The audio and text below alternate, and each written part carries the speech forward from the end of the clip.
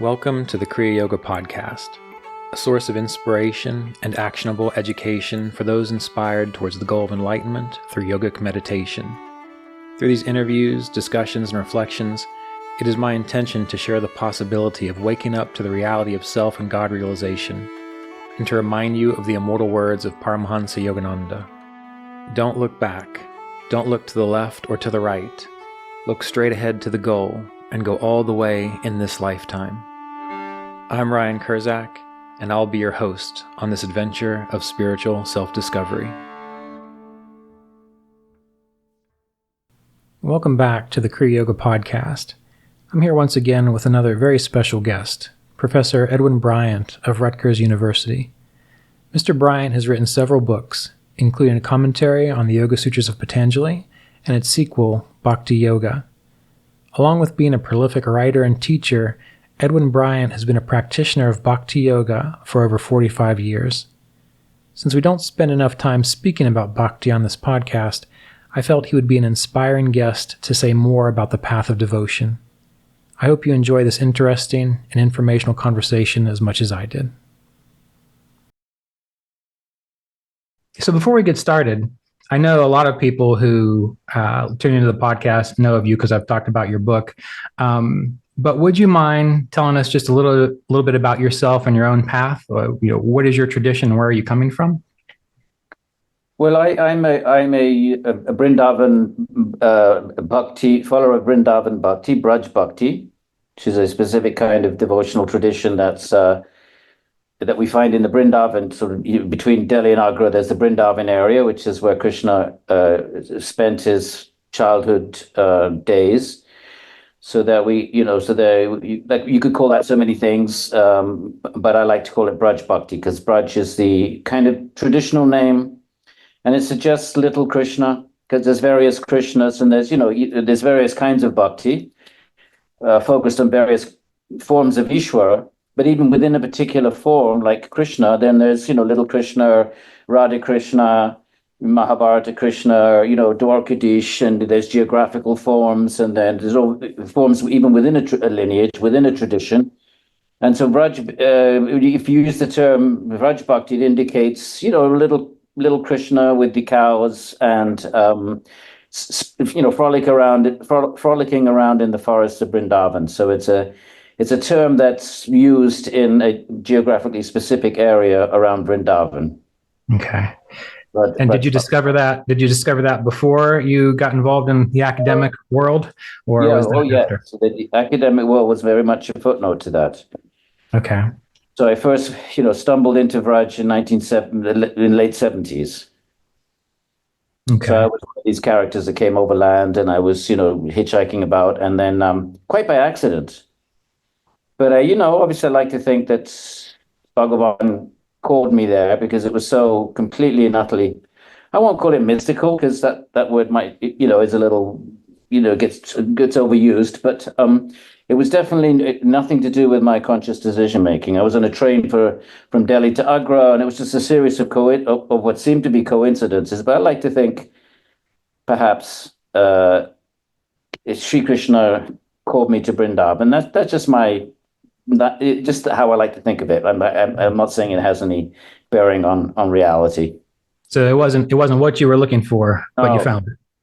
That's what I stumbled into. I wouldn't even say I found it. I was at that time I was thinking I was a Buddhist. So Okay. I'd been to Dharamsala, and I was actually heading down to a big Buddhist Sammelan somewhere near Bombay. And I lived a few years in India.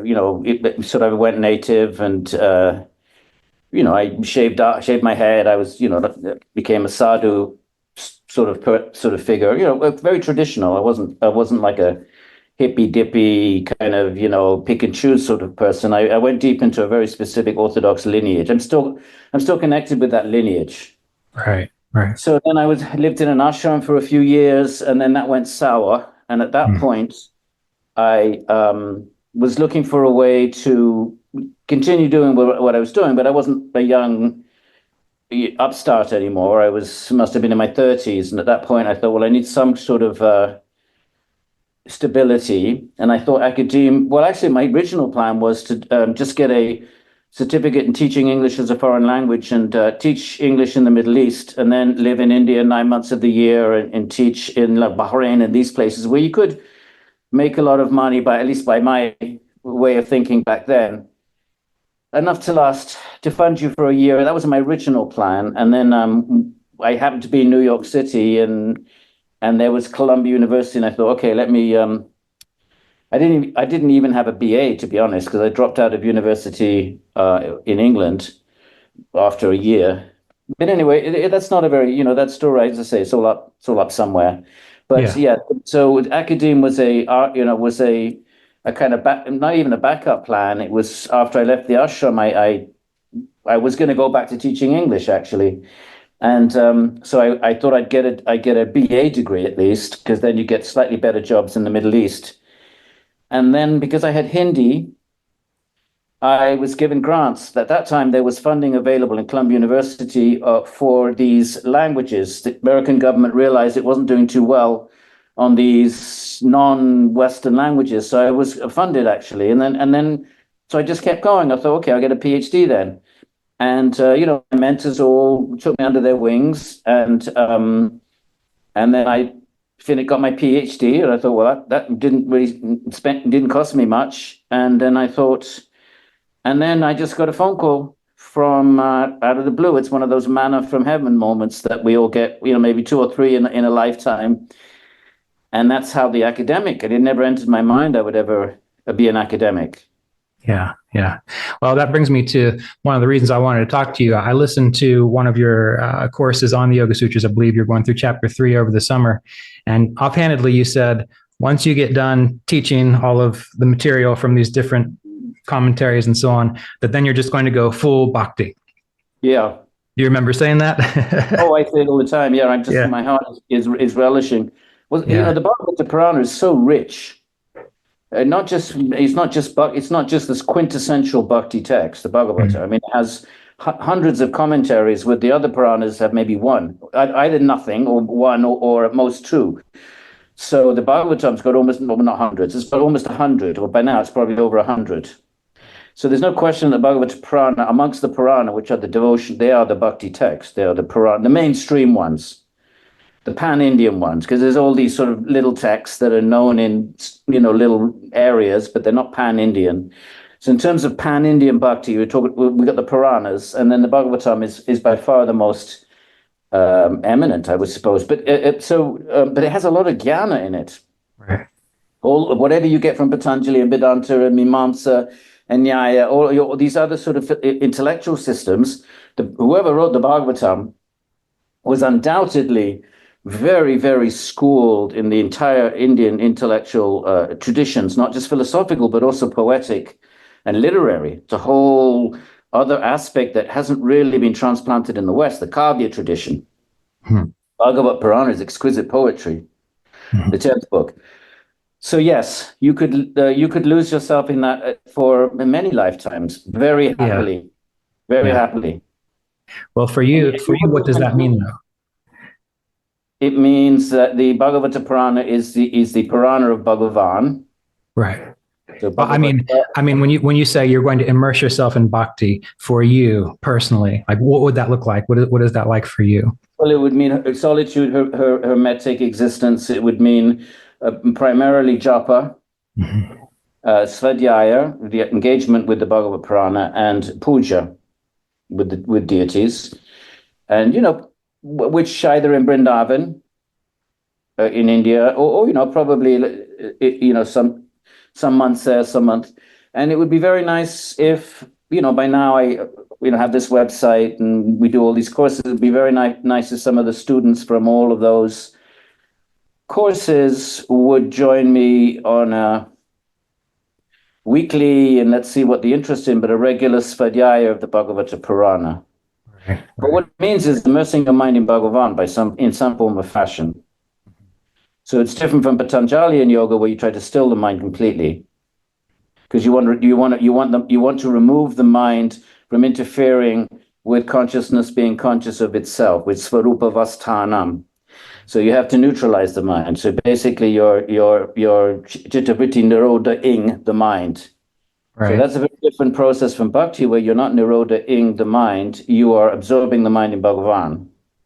I see. So the mind is active, but it's still one-pointed, but it's actively one-pointed. Right. So therefore, the flow of the mind can be on the stories of your beloved Ishvara. They can be very focused on the activities of puja, kirtan. There's bhakti has many more modalities, including japa. There's also the japa version of bhakti, where you fix the mind, but not so much on Om, because that's more impersonal Brahman, non-personal. Okay. Whereas in the personal traditions, the theistic to real bhakti traditions, that Om becomes Om Namo Narayana, it becomes Om Namo Shivaya. The Om is like a seed, but it manifests as like a seed of a fruit tree. Really, there's a fruit tree packed in there. So once you plant it, then this very specific tree with its specific characteristics is going to manifest. So that Om manifests its different personal qualities according to the disposition of the bhakta. Right. So that could be Shiva, that could be Vishnu, that could be Krishna, and even, as I said before, within those traditions, it could be Radha Krishna, Bal Krishna, Gopal. My Ishta Deva is Gopal, little Krishna. Mm-hmm. So that's what it means, to fix the mind in any form, any of these. There's a myriad of different ways. Right. And for those who practice or read about or enjoy Patanjali, he does talk about Ishvara in there. Is that different to you then, or is that a different way of looking at it?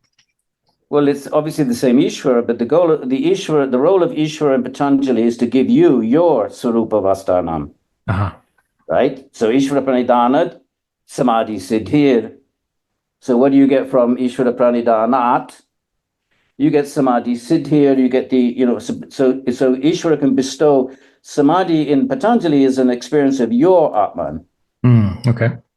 Now, then the question can be raised, fine, if Ishvara can give you an experience of your Atman, well, who is this Ishvara? Over and above your Atman. All right. Right? So then if that mind starts to think, well, fine, if there's this being, Purusha Vishesha, I'm using Patanjali language, who's klesha karma anavachinna, who's never been affected by klesha karma, who's sarvajñata sabija sarvajña nirati shayam, who's supremely omniscient, who is guru purvesham, who has been around a long time because he was the guru of the ancients. Who is he? And clearly he must be greater than me, because he can give me samadhi. If I was so great, what the hell am I doing in Maya in the first place? So clearly, once the mind starts thinking, wait, is there a truth beyond me? My Swarupa Vasanam is a deep level truth. It is a non-prakritic truth. We can call it a transcendent truth. It is chit. It is not achit. Prakriti is achit. It's not a material truth. Matter is prakriti. Right. Call it achit, call it asat, call it prakriti, call it maya, call it the three gunas. Loads of different ways you can call it. Patanjali calls it the drishya, the scene. But there's something else. There's me, okay, but there is a third, as the Gita is clearly. Patanjali doesn't really take us to Bhagavan. He's taking us to our Swarupa. And it just so happens that Bhagavan can give it to you. Okay. So the Braj traditions say, okay, that's not really bhakti.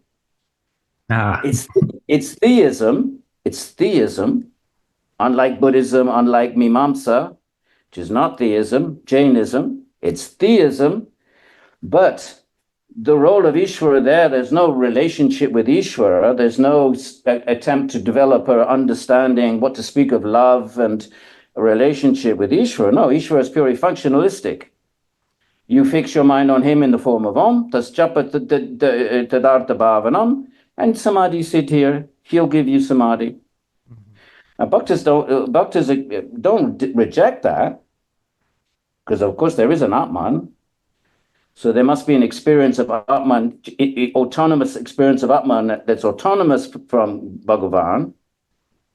But the bhaktas are much more interested. Fine, what is this Bhagavan? And so therefore they then they start to explore the what is this bhakti? How do I get to this Bhagavan? I know how to get to my Atman, Chitta Vritti Nirodha. And Patanjali has given this, elegant and very sort of focused and systematic way of getting to the Atman. But how do I get to Bhagavan? Then we have to go to other texts. Okay.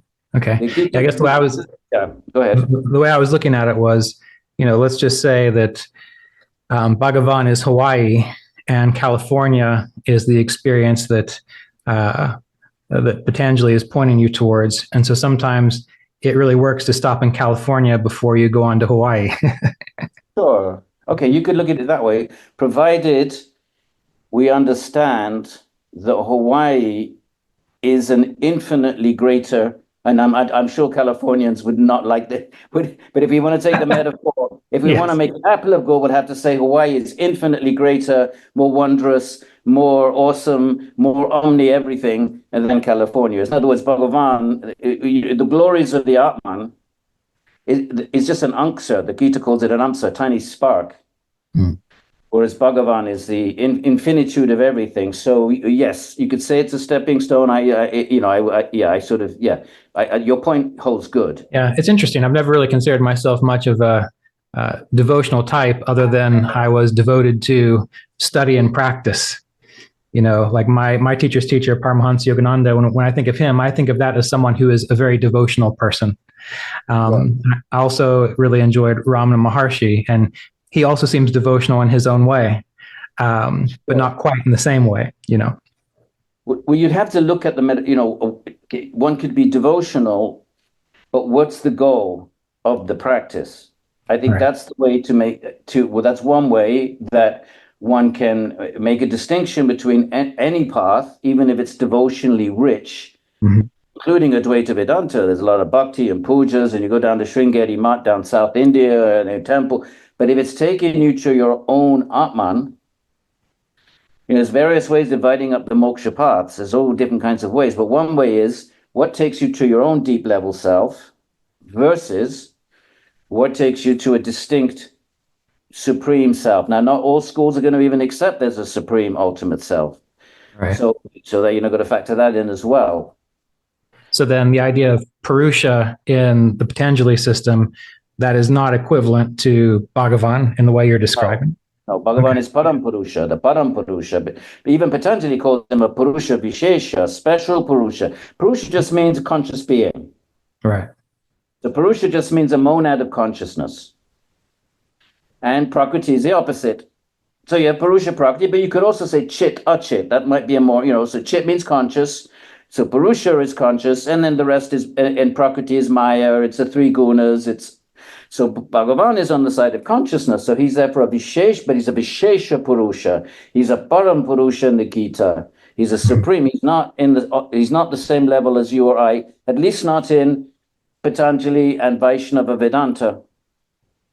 Okay. Now, obviously, Advaita Vedanta, remember, India has got all these black, white, shades of gray, every single possible category of ontology in terms of what's the relationship between Atman and Brahman, and is Brahman personal, impersonal?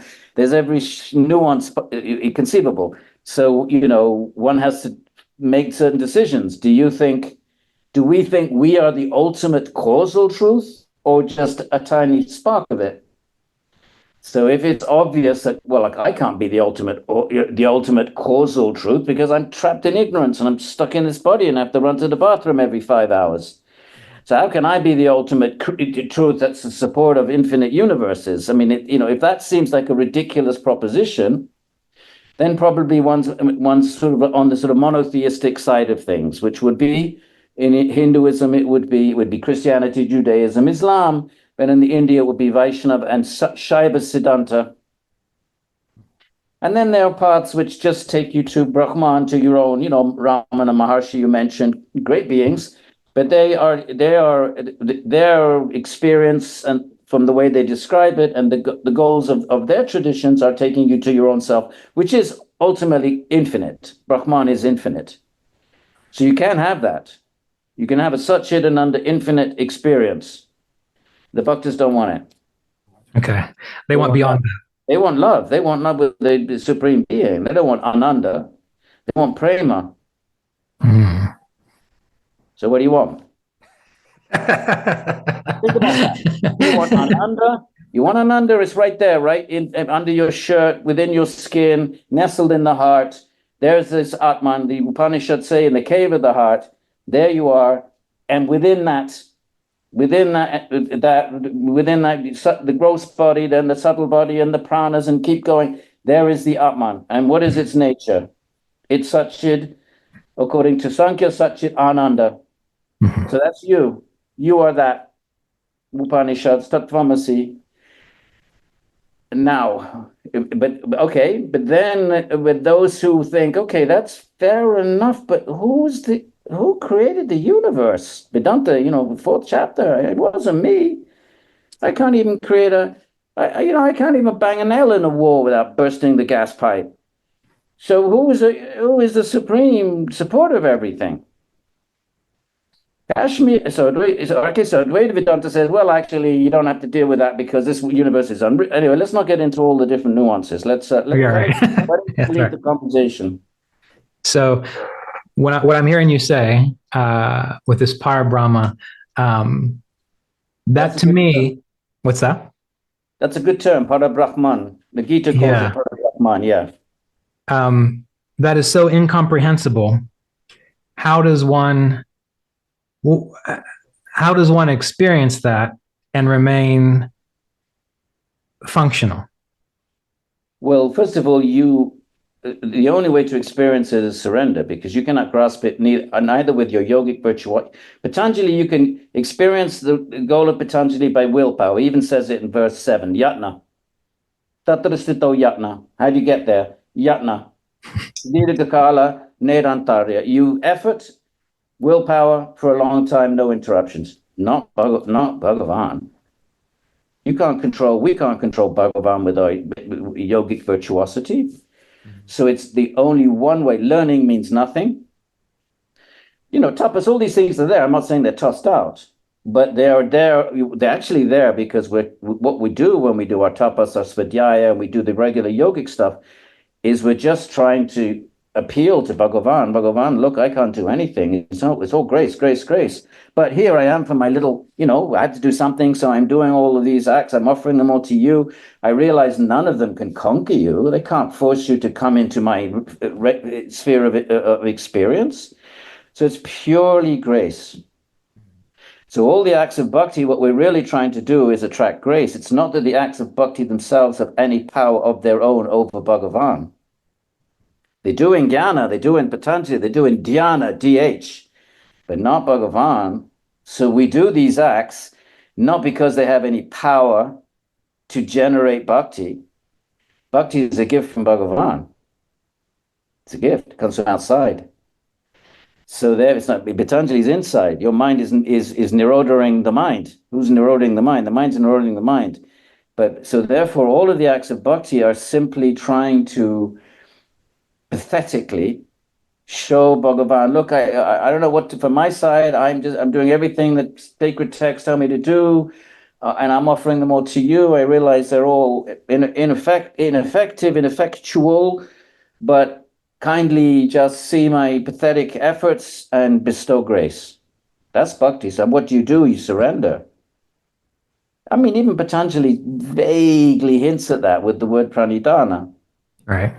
But Patanjali's goal is not bhakti. He says what the goal is, the third sutra, tada drashtu sva rupe vastanam. But in that, he talks about these things to do, and then he says, or you can do Ishvara Pranidhana, right? He doesn't even, exactly, bhakti, there's no or. Whatever ore is there? Hey, Bhagavan's the whole universe. Where you gonna throw some ore in there? What kind of competition is Bhagavan? Breath control? Focusing on the tip of the nose? What kind of? That's not. The bhaktas would laugh at that. Is that some kind of ore to the supremely beautiful, wondrous, amazing Bhagavan? So yeah, Patanjali is because the reason he can put an ore in there is because the Svarupa Vastanam can be attained non-theistically. Buddhists do it. Jains do it. Some Sankhya schools probably did it. Some Sankhya, well, they're not really doing Chittavritti Nirodha. They're more doing kind of they're doing a jnana practice. The distinction between the seer and the seen. But in Bhakti, there's no or, because there is nothing other than you. Vasudeva Sarvamiti, Krishna Gita, Vasudeva Sarvam, everything is Vasudeva. Where's the or? So Patanjali is not, but if you ask the commentator, calls it a bhakti vishesha, a particular kind of bhakti. Right. But the 16th century theologians say, what is particular about it? It's jnana mishrita, which means mixed with jnana. Jnana means that which takes you to your Atman. So it's not bhakti that takes you to Bhagavan. It's bhakti that takes you to your Atman. And if you want it, Ishvara can give it to you. Why not? He can give you material things. That's not the goal of life. Mm-hmm. But if you pray to Bhagavan or in some form, certain forms of Ishvara are very much geared towards satisfying material desires, not because that's good, but just because if it helps you develop the elementary bhakti. It's very elementary to do bhakti, and then you get something, and I like God now, right? Oh, that's nice. So let me do a bit more of that. That's a pretty rudimentary and a very self-centered and kind of not self-centered, but there's no love there. It's a gimme kind of bhakti. Yeah. But nonetheless, Krishna says in Bhagavatam, and okay, if that helps somebody kind of develop a relationship with Ishvara, even if it's on this kind of gimme sort of level, it is bhakti of a sort, because it's a relationship with Bhagavan, and that's what bhakti is. Okay. It's a relationship Yeah. So as I'm thinking about that, a question comes up, and that is, as I think about the practices of yoga, at least as I think about them from the Patanjali system of decreasing the impurities, increasing sattva, that to me makes sense in that if you remove the impurities, or if you remove the things, the obstacles, well, then the reality reveals itself. It was always there, but then it reveals itself. Whereas sometimes when I think about like Bhakti, you had mentioned that it is grace, and I have absolutely nothing against grace in any way, shape, or form. But the thought that would come up for me would be, well, why does Bhagavan withhold that grace in the first place? You see, when I look at it from one, it looks like, oh, we just have to remove the obstacles, and then we'll see the grace. But on the other hand, it feels like, well, you have to do these things to get the grace, and that. So this clearing away of the kleshas is, I would call that jnana yoga. And if you're doing it through a nirodha practice, then I would call that DH, dhyana, dharana, samadhi, Patanjali yoga. Yes. Bhakti is accepts all that, but you can't. You can clear away the kleshas, but the difference is, it's not that if you clear away the kleshas, Ishvara manifests. No. That happens in your Atman manifests, your tada drashtu svarupa avastanam, then the manifestation. That happens in Patanjali. No, in Bhakti, you're clearing your kleshas to make your mind like a temple, beautiful, a nice receptacle, and you're inviting Bhagavan, please, you're beseeching Bhagavan. There's nothing you could do to make Bhagavan. It's not that you clear your kleshas and Bhagavan is now forced to appear, because then you have control over Bhagavan. Then that means you have power over Bhagavan. Bhagavan is no longer the supreme being now. You've actually exerted control. You've made him manifest by clearing your kleshas. It's not like that. You clear the kleshas simply to offer Bhagavan your pure, focused mind, and then all you can do is beg and beseech and show your like the Sri Vaishnavas have these beautiful metaphors of the kitten in the mouth of the mother. The mother carries the kitten around. The kitten is just helpless. It's not doing anything. So we just helplessly, from our side, we do all of that. We do the work, we do the Kriya Yoga, we clear the mind, but not that then Bhagavan manifests like you hit the 5-minute button on a microwave.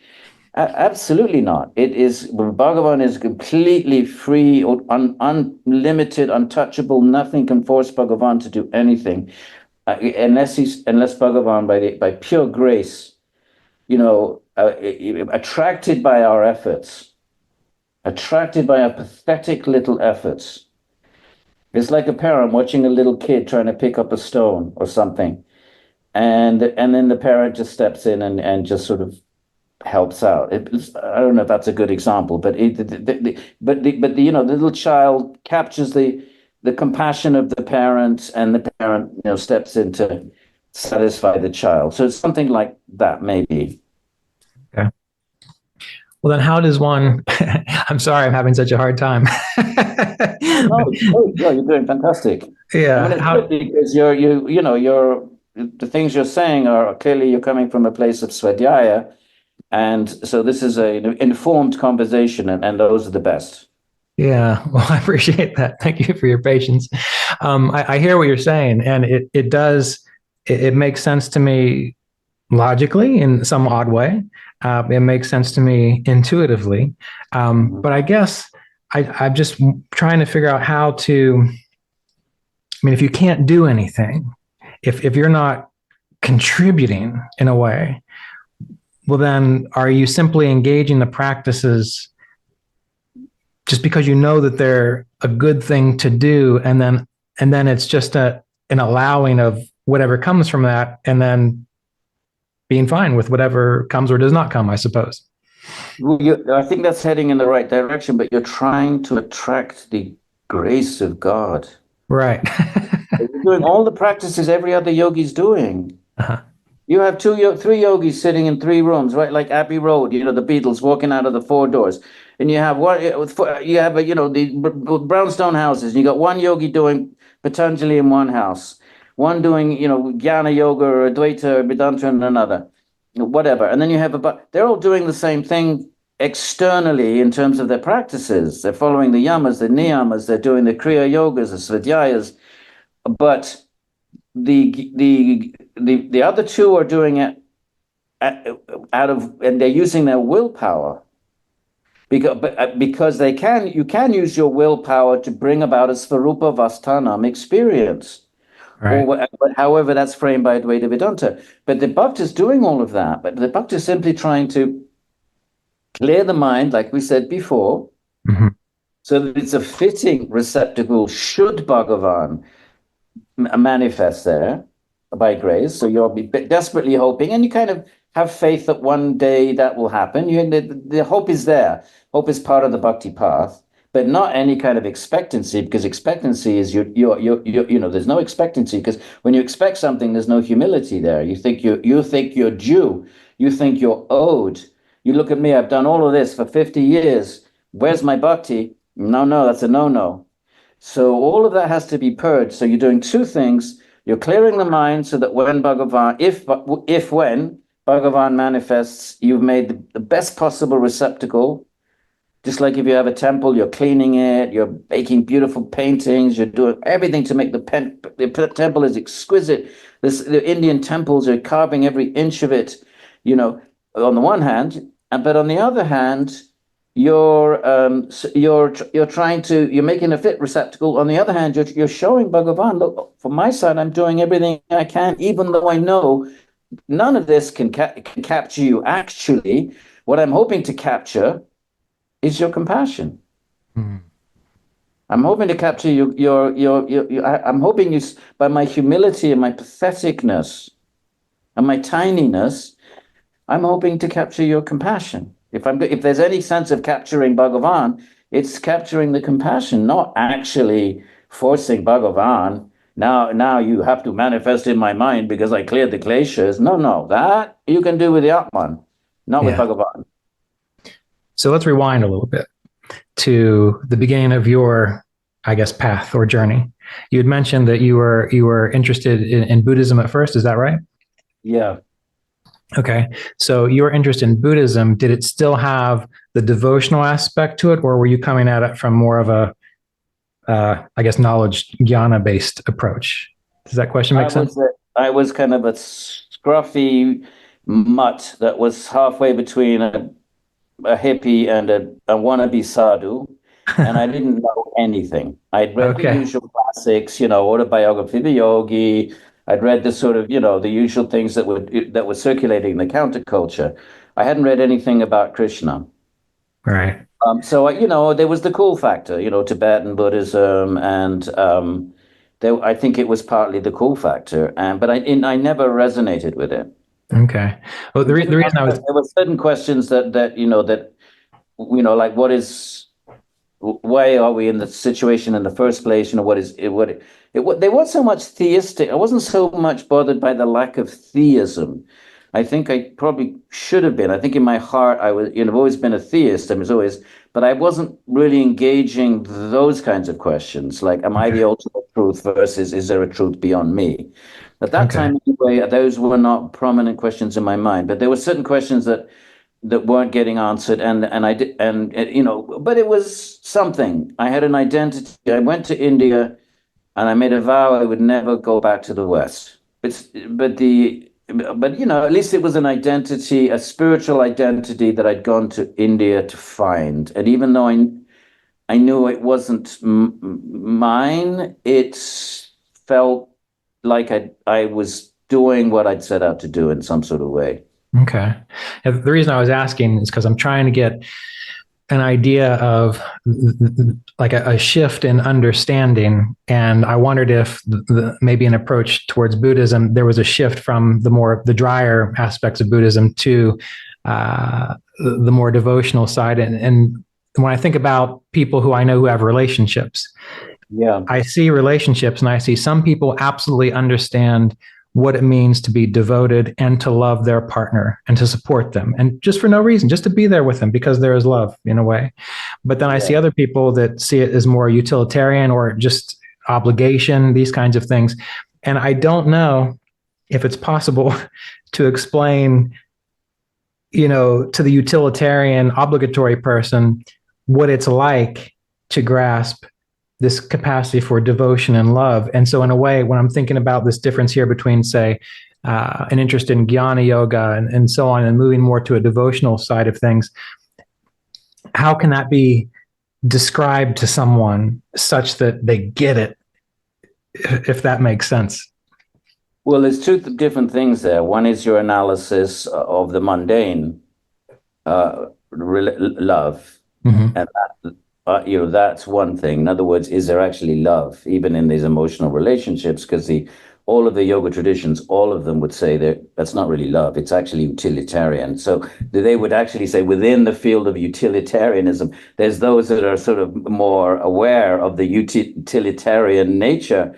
Yeah, and maybe that's a little bit cynical, but certainly all the moksha traditions would be siding with, they would consider that a desire. That's in the realm of raga, and Right. raga means desire where you are receiving something. It's Right. not pure love. The only pure love would be you might find in the high levels of bhakti, but I don't think that's really where you wanted to go with that. No, it was just an example. I guess I'm sorry, I'm being unfair. So, but so therefore,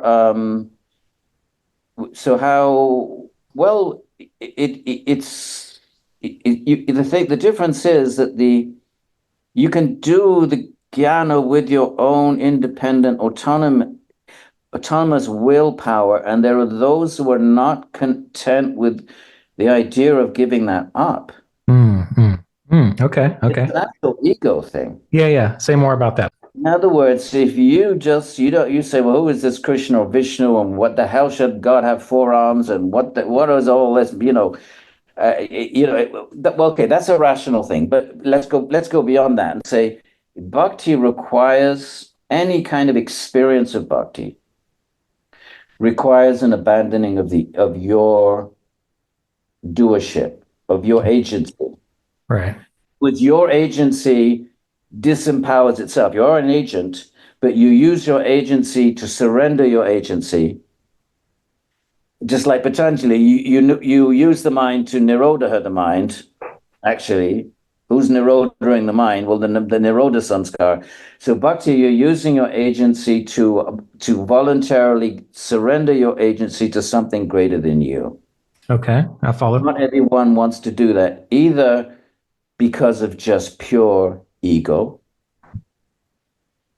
or they just like, okay, maybe I could do that, but why, why should I? Who am I going to do that to? Well, I would say you do it in the beginning, you just do it to something greater than you. Mm-hmm. And can I share an anecdote? Absolutely. I don't need to, talk about myself. But 2 weeks before I reached Vrindavan, I was up in Dharamsala doing, pretending to be a Buddhist. And I remember deeply, it's such a samskara, because the really deep samskaras you never forget. I was sitting on a bus and I knew, Buddhism wasn't for me. And I prayed deeply to whatever it was. And I knew that I could not figure this out by myself. I knew there was a higher power. That's all I knew. It didn't have any Jesus of Nazareth or Krishna with the peacock. None of that. And I just completely begged from a place of utter helplessness and beseechment. In 10 days I was in Vrindavan, I never accidentally. I didn't even I got off the train accidentally. A bus came. I don't even remember getting on it from the train. I swear to God, I'm not trying to make a mystical story up here. I got off the train, because everyone on the train they were all really nice. And that time they hadn't met Westerners. And I told them about my journey. They said, got to get down here, got to get down here. This is Brindavan. And I didn't know what the hell they were talking about. They were so nice. I didn't want to disappoint them. I got off the train. And then then the next day a bus came. I don't remember getting on it. And from the train station to Brindavan. So it's obvious to me that my prayer was answered. Mm-hmm. And I ended up in the place of Sri Krishna. So that's what I would say is the difference. The jnani is either just, I would say, or the text would say, the Bhakti text would say, out of pride, they don't want to give up the ego. And so, but if somebody realizes, okay, well, there must be something greater than me. I mean, if that's so obvious, that even if I'm an Atman, even if I can experience my Atma, but there's got to be some intelligent entity behind this entire universe. Right. If that's just obvious, then then one has an a priori theistic samskara. And then at that point, one can surrender to that vague, undefined notion of something greater. And all one has to do is surrender it. And then Ishvara comes to you. Ishvara comes to you in whatever is going to come. You don't have to go running around. It just Ishvara will pull you into a Ishvara tradition that's appropriate for you. Right. Yeah. And I suppose that speaks to the idea of the yogi needs to be fearless, because a lot of people don't surrender because of fear, right? It's the unknown. I get that point. That point is so true. But there is a fearlessness about just letting go. Yeah. Instead of hanging onto our egos and hanging onto our sense that we have to figure it all out, and we're going to somehow struggle through all of the challenges of life. That is so kind of intense and exhausting to let go. And it's a private thing. You're not doing that in public. There's no loss of face. There's no social anything. You're doing it in the depth of your heart if it's genuine. It's absolutely freeing. Yeah. It's so freeing. In Bhakti, your ego is, of course, you can't do anything without ego, but the ego is recognizing its own absolute inability to know God or experience God. And the ego is surrendering itself in a mood of helplessness, and it is beautiful. When we do that, we have a first little glimpse of bliss, not the ananda of the Atman, but the prema, completely different sort of category of thing.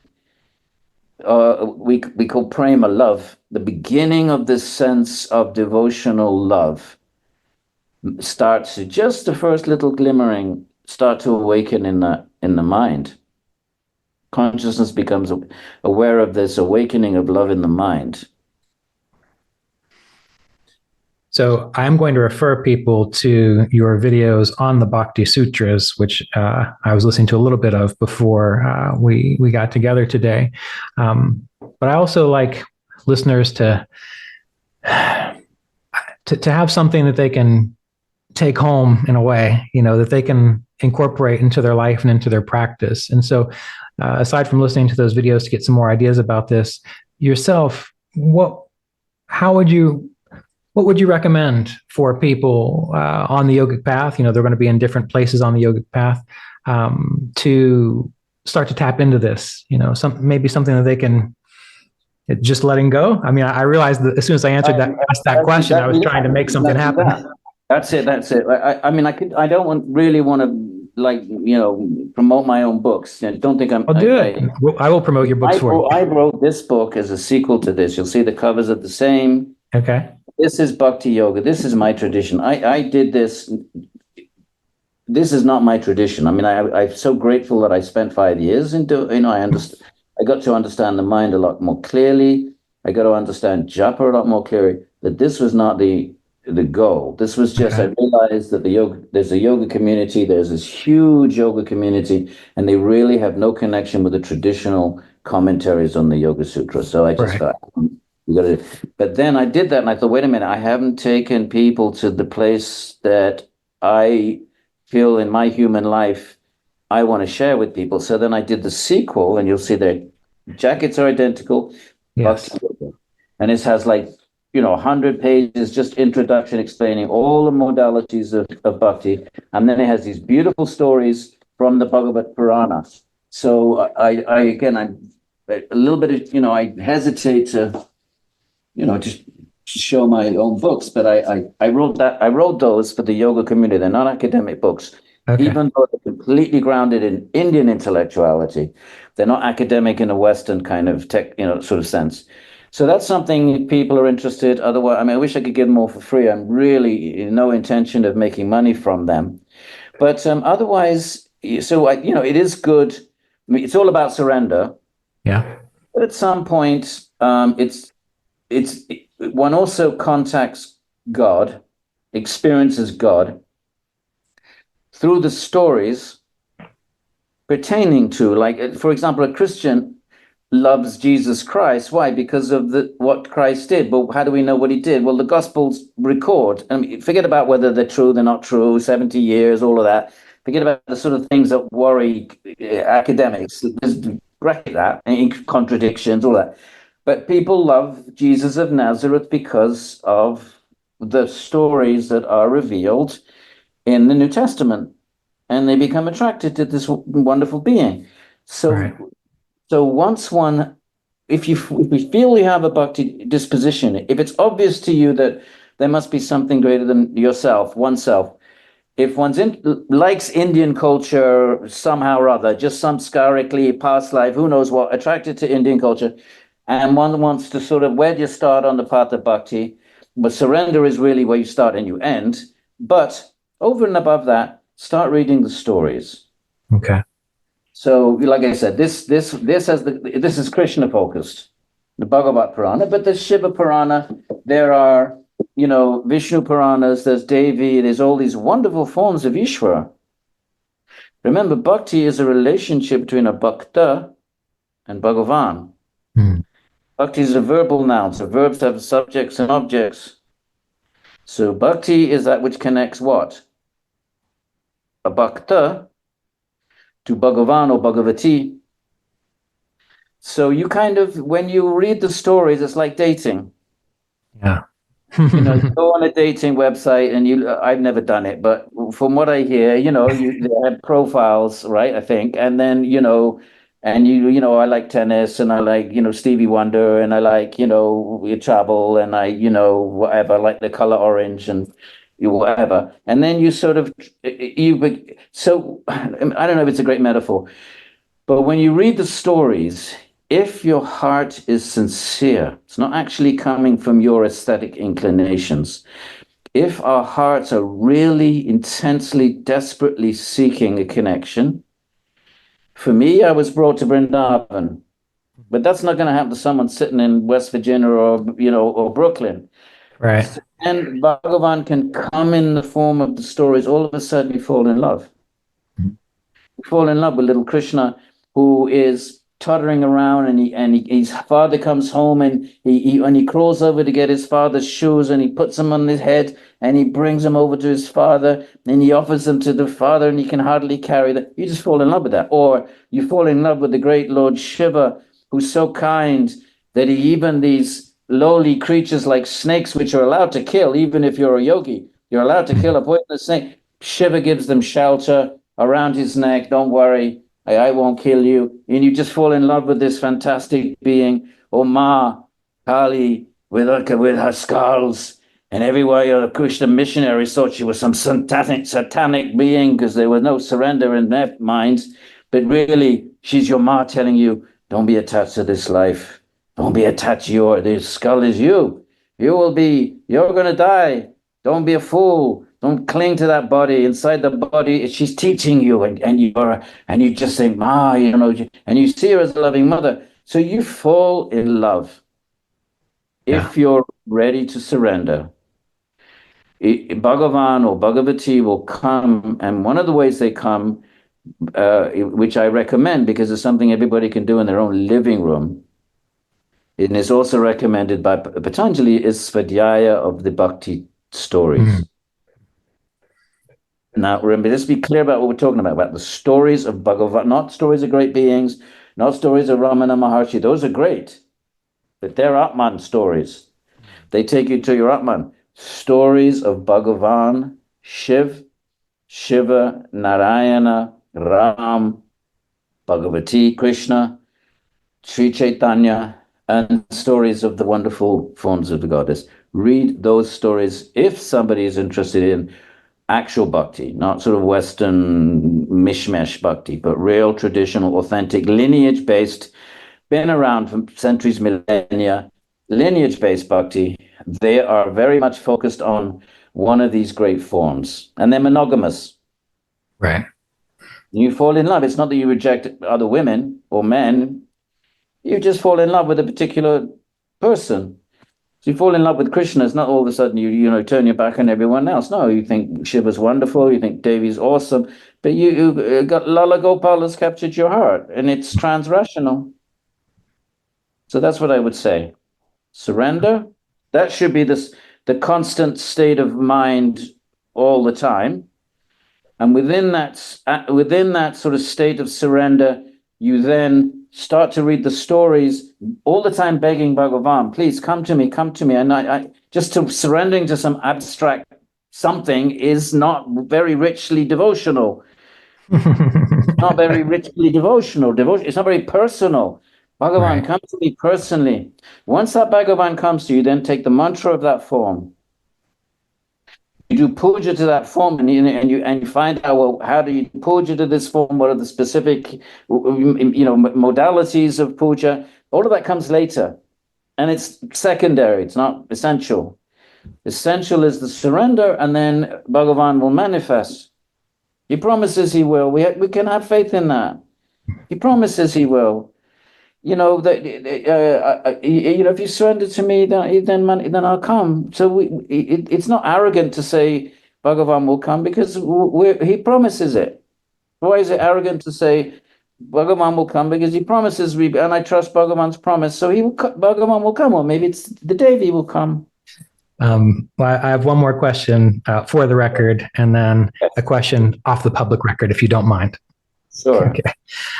So Speaking of what you just said with, finding an actual lineage and tradition, that's one of the things I really appreciate about you, listening to you talking in that way. Even when it came to the Yoga Sutras, someone asked, I think, about the yamas and niyamas, and you had said, well, Patanjali emphatically says you have to do the yamas and niyamas, and I've always found that to be very important and very true, and a lot of yogis don't necessarily understand that. But to the idea of finding the tradition that is not just a mishmash, that is not just a pop culture version of whatever, because that's normal in these days. Do you have any advice on determining what is a worthwhile tradition in this way?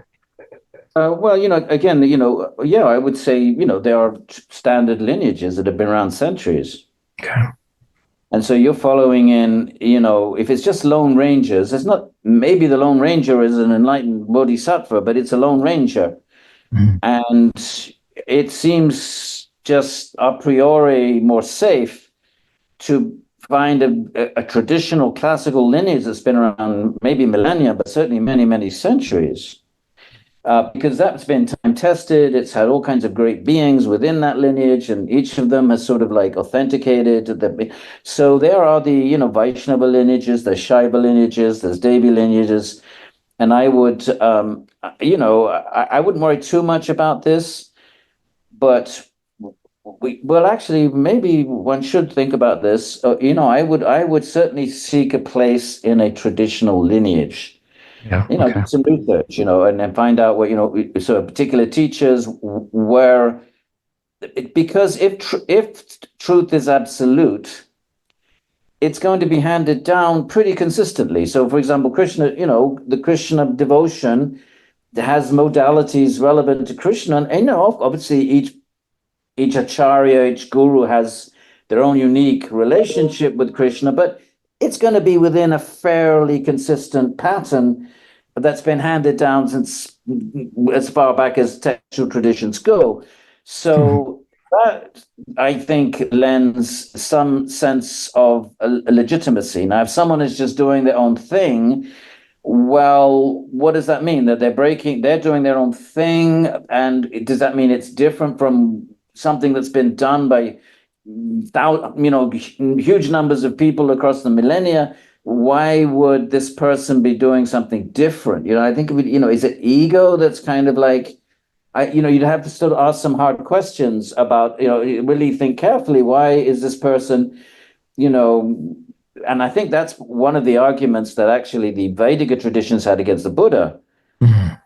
That he's just he's doing his own thing, right? Now, right. That doesn't, obviously a Buddhist is going to say, well, he did his own thing because the Vedikas are not enlightened and they're all trapped in their various whatever egos, and fine. You have to decide what, you could make arguments on both sides of that. But for myself, I'm very, very happy and very honored and I love the idea of following in footsteps that have been handed down for centuries. That just makes me feel like family. It makes me feel like, what, this has really it's been handed down. I trust this, and I don't, I might respect and I might, but I don't trust lone voices in the wilderness. To the same level. It doesn't, and in any way, not disparaging or denigrating, but it just seems to me that's a little more risky. Yeah. Yeah. So certainly the Bhakti traditions, pretty much they're all lineage based. Mm-hmm. The lone voices tend to be more Atman based, and and that's understandable because you can go off to the forest and be a lone voice and chitta vritina rodar and bada boom. So, Ramana Maharshi, for example, was more of a lone voice, and that's perfectly, he's an amazing being, but he's doing the Jnana path. Right. Right. You don't get a lot of Krishna Bhakti in the books of Ramana Maharshi. You're not getting stories. Yeah, you might throw some things in here and there, but they're not essential. They're not these grand finale go. Right. So the Jnana traditions, you can have these rugged individualist loners. But Bhakti, pretty much all the great bhaktas, you have Surdas, you do have some amazing bhaktas that are a little bit more non-lineage based, and Surdas is amazing. So there are exceptions. I don't want to make a general rule, but I would just say for myself, and you asked, me, yeah. I'd love the idea of belonging to something that's been handed down for who knows. Yeah, I had done a podcast with another yogi podcaster, and he said that we are in the post lineage time, and I thought, I don't really know. That doesn't seem to work. I mean, maybe he is. If I could what gets tossed out, Ryan, mm-hmm. in post lineage, pick and choose your own path. But if you pay attention, if you look around, you may agree with me. Tapas gets tossed out. Right. Tapas. and you pick and choose whatever your mind, which you're supposed to be controlling, who's picking and choosing? The very mind that you're supposed to be controlling is picking and choosing. The very mind that got us into the mess and that creates all our problems in the first place, you're now empowering your own mind to pick and choose. That makes no sense at all. Yeah. Post lineage, I would most certainly, that just is, for me, that's hippy dippy yoga. It's not, and I would be suspicious of it. The fact that we, at this moment in Western culture, inhabit a commodified culture that has never in the world. I mean, there's always been, Persian, hedonistic Persian courts and Indian kings, and but the rank and file populace. There's commodification and consumption has never been in the literary history of the planet anywhere near as totally widespread and all-absorbing as in the present moment. And therefore, when you step out of a lineage, you're stepping right into the commodification and decide if that's what you want. Yeah, that's excellently put. How long are you going to give yourself before you realize, wait a minute, I'm going nowhere here? Right. Yeah. I'm still trapped with my mind. I'm still trapped with my nonsense. I'm still trapped with my kleshas. And I'm doing this thing I thought was yoga, and I'm just simply a part of the commodified, marketplace. Yeah, yeah. I do want to wind down, so let's go ahead and conclude for today, if that's all right. Yeah, of course, right. Yeah, thank you so much. Yeah, thank you for being here, and I'll put links to your books and the videos, at least that I've listened to, in the comments section. And website up there, because there's loads of free courses. edwinbryant.org. Right, and also you have your Svadhyaya courses, which they can participate in. People can sign up, and they only get like one email a year whenever a new course is starting. There's an ongoing Sanskrit course. If anyone wants to learn Sanskrit, we're halfway through, but they can go back to the beginning and download the courses. I really hope that some folks take advantage of that. Don't be afraid of the Sanskrit. Absolutely, yeah, and that's edwinbryant.org. www.edwinbryant.org. I think so. edwinbryant.org. Yeah, something like that. Yeah, edwinbryant.org. Well, thank you so much. It was a pleasure. Okay, Ryan, and to your listeners, Jai Siddhati Sham, which is the greeting in Vrindavan. Excellent. You can come and visit me there in about 2 or 3 years. We'll take you if you want to see Braj Bhakti and the cows and the one of the quintessential holy sites of India, not too far from Delhi. And there, people don't say namaskar; they go Jai Siddhati Sham.